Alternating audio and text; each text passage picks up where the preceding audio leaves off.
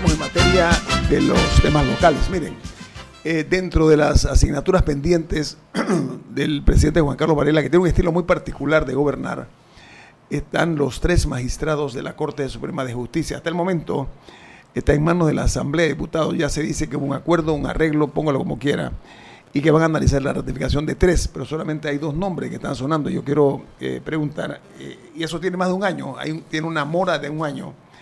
Se habla de la forma de ratificar a Olmedo Arrocha y a Abel Zamorano. Zamorano, un hombre de carrera dentro de la Corte, de los aciertos que yo veo en esto, un hombre que se merece, por lo menos le quedan 9 meses más o menos en el cargo, ¿no? Solamente, sí, hasta solamente. el 31 de diciembre. Pero bueno, es una distinción y un reconocimiento que se le hace tarde, pero ahí está. Pero el caso es, ¿quién será el tercer magistrado? Lo que yo pregunto, caballeros, que el presidente todavía no lo ha anunciado. Parece que insinuó el fin de semana que esta semana iba a ser el nombramiento. Yo presumo que estaba más o menos haciendo ciertos tanteos para ver si el arreglo al que llegó con el Contralor para que soltara las planillas de la Asamblea y la Asamblea como tal le alcanzaba para un tercer magistrado, o el arreglo solamente era para los 2 que ya había propuesto. Yo no sé cuál es la naturaleza de eso. Lo que sí es cierto es que nosotros no vamos a saber cuánto nos ha costado a los panameños en 2 vertientes. Cuánto nos ha costado en dinero, porque estas 2 designaciones nos han costado mucho dinero.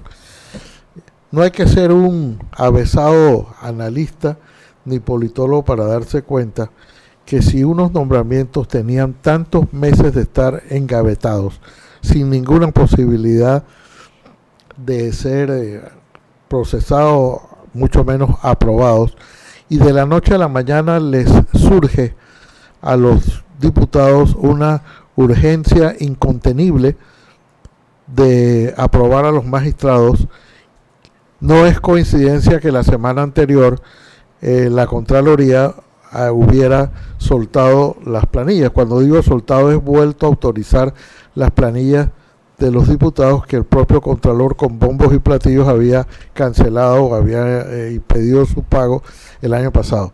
Entonces, ahí hay dos hechos que se resultaría de mucha candidez decir que fueron hechos coincidentes. No, ahí no ha habido hecho coincidente. El Contralor y el órgano ejecutivo decidieron poner la plata y autorizar su uso a los diputados, y los diputados a cambio han decidido darle gusto al presidente con los 2 nombramientos que había hecho. En pocas palabras, se disipó la sombra de la discordia, sí. Y eso se arregló desde el punto de vista eminentemente, diría yo, como un asunto de negocio. De negocio. No sabemos cuánto es, no sabemos cuánto nos costó. Ajá. El mercantilismo se impuso. Sí, pero además de que cuánto nos costó en plata, es cuánto nos está costando esto en institucionalidad. Ahí está. Nosotros vemos a los candidatos a presidentes, los candidatos a diputados, hablando continuamente de institucionalidad, que hay que reformar la Constitución, que el Poder Ejecutivo el órgano ejecutivo tiene demasiado poder, que los diputados no deben reelegirse, etcétera, etcétera. Pero los que están hablando de esto son hoy parte de este concubinato escandaloso que se está produciendo entre órgano ejecutivo, Contraloría y órgano legislativo. Miren, el problema es el método. Yo en lo personal creo que Abel Zamorano ha sido un excelente magistrado. Culmina así una carrera dentro del órgano judicial, una carrera intachable dentro del órgano judicial, y era casi una infamia que lo hubieran tenido 5 años de suplente sin nombrarlo como principal, con el agravante que si no lo nombraban de principal, no le podían nombrar un suplente, de manera que cada vez él era el magistrado que no podía faltar. Y sobre todo que el principal no lo podía sustituir a él porque no existía. porque él fue Por eso, El suplente Mora, de Moncada. es la Mora, o sea, el tiempo que se tomó. Y yo creo que una de las cosas sabias que se hizo fue que para mejorar la justicia era poner de suplentes de magistrados a un miembro del órgano judicial. O sea, que saliera de interno, que debería ser... todos debieran ser todos principales y suplentes. Que el que no quiere ser magistrado y ejerce su profesión, que se quede ejerciendo la profesión. Y ojalá todos salieran de la carrera judicial. El problema porque hay es una manera de medir a través de los fallos anteriores la conducta de los magistrados. Bueno, lo que pasa es que en este gobierno, que ya está en el ocaso, ha sido la norma en cuanto a designación de funcionarios de alto nivel como a cuentagotas. Así, ¿no? Cuando usted se pone unas gotas así en los ojos, así se ha hecho.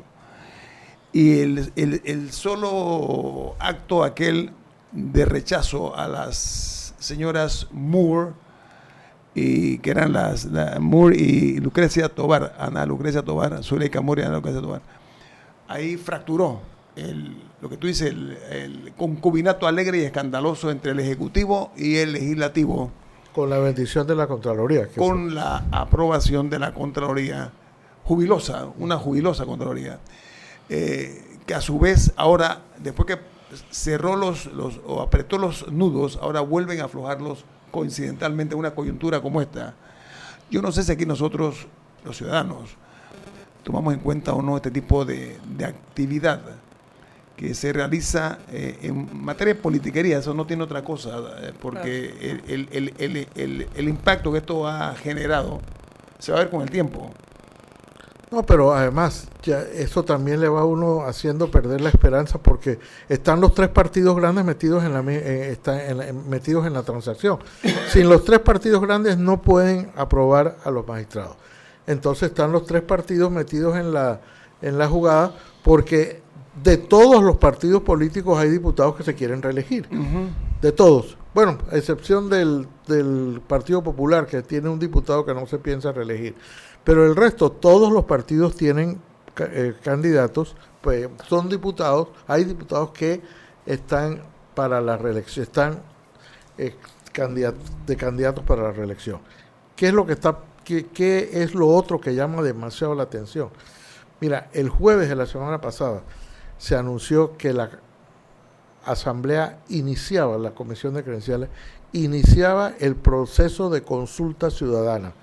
¿Ustedes se acuerdan cuántos días duró la consulta y cuántos días duró el interrogatorio y cuántos días duró la comisión de credenciales para las designaciones, para las ratificaciones de Zuleika Moore y de Ana Lucrecia Tovar? Fueron días, semanas, que era un desfile de personas, hasta que finalmente decidieron la votación. Finalmente se llevó al pleno y finalmente fueron rechazadas. Bueno, esto todo ocurrió en un solo día. El jueves se inició el proceso de consulta ciudadana, se agotó la consulta ciudadana, se le dieron 10 minutos a todo el que quería, todo el que se había inscrito previamente para hablar, y por ahí mismo votaron. O sea, todo al mejor estilo de lo que ocurría antes en la Comisión de Credenciales, que era simplemente un proceso de corroborar o de aprobar lo que el Ejecutivo les mandaba. Esa metamorfosis que sufrió el órgano legislativo, la Comisión de Credenciales más específicamente, de la noche a la mañana, justamente la semana que se iniciaba la corta campaña política que vamos a tener, es demasiado evidente que ha habido una componenda, y les repito, nunca vamos a saber cuánto nos costó, pero mucho más grave es cuánto nos está costando esto en institucionalidad, porque ya vemos que comenzamos a mirar este proceso como algo natural. He visto personas antes críticas de este proceso y críticos de la Asamblea Nacional ahora decir que bueno, que este es el proceso democrático, que están cumpliendo con su deber y demás. O sea, depende de quiénes sean las personas que están involucradas. Asimismo, somos laxos o duros para analizar y juzgar la conducta de los funcionarios. Mire, amigos, el presidente Juan Carlos Varela debe preocuparse en este momento que está en el atardecer de su mandato. Ojalá piense en que lo recordemos con gratitud. Está todavía a tiempo de enderezar un poco de cosas que en casi 5 años no se dieron. Y una de esas es, a mi juicio, cómo será recordado. ¿Me explico? Más allá de los aplaudidores que tienen todos los presidentes o de los malquerientes, eso es natural. Pero el problema aquí es que ha evidenciado un estilo de gobierno muy abstracto para mí. Un estilo, por ejemplo, en el caso de la señora esta Moore, la aspirante, y la señora Tobar, que él propuso, la propuso horas antes y la saca como un mago del sombrero.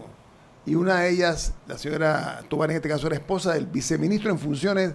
O sea, eso para mí, inédito, a mi juicio. Pero yo creo... No estoy negándole los créditos a No, las damas, ojo, no estoy hablando de eso. Haciendo una excepción, creo que en el caso de estos dos candidatos ya se sabían los nombres, doctor.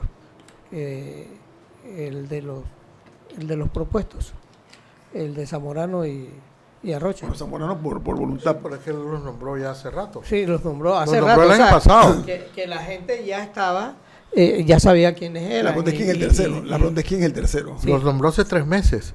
Sí. ¿A quién? A los tres, a ellos dos. O sea, que la gente ha tenido... no surgieron mayores... Esto ahora al pleno, ¿no? Esto tiene que ir al pleno. No, tiene que ir al pleno. Pero lo que digo es que en abono a la elección de ellos, es que ya se sabía. Designación. Con 3 meses. Y no se había provocado un cisma ciudadano con las postulaciones de ellos. Había negociaciones, John Burgas. No, sino que era...